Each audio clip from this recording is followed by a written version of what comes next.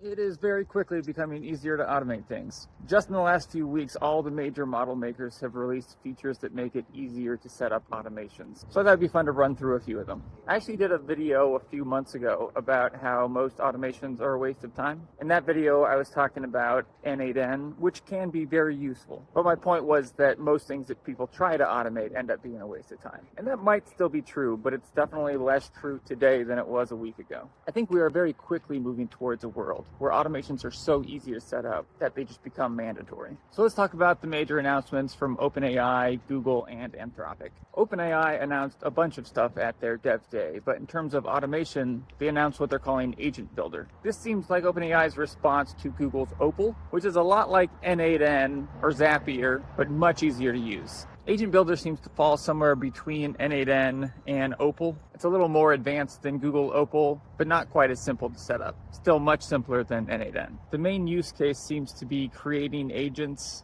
that integrate with MCP servers, MCP being the primary protocol used to connect agents to software. Moving on to Google, they just announced Gemini 2.5 computer use. This is an agent that can use a browser. It's similar to Perplexity's Comet browser, or ChatGPT agent, Anthropic's computer use, or even Google's own Project Mariner, except this one is inside of Gemini 2.5. It seems like it's just a cheaper, simpler way to have an agent use a browser on your behalf.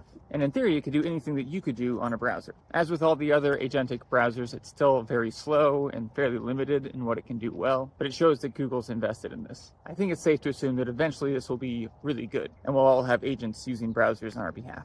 And finally, Anthropic just announced their Claude Chrome extension. This adds a Claude chat window directly into the side panel of Chrome and allows Claude to take actions on your behalf inside the browser. And if you missed it, about a month ago, Claude also announced the ability to create spreadsheets and slide decks. I'm still not sure what the best use cases will be for all these technologies. We've introduced a few new automations at our marketing agency, but we're mostly just experimenting right now. What's clear is that this technology is improving very quickly. It can be hard to figure out the best time to start automating a specific task, but it's clear that every year it's going to make sense to automate more and more of them.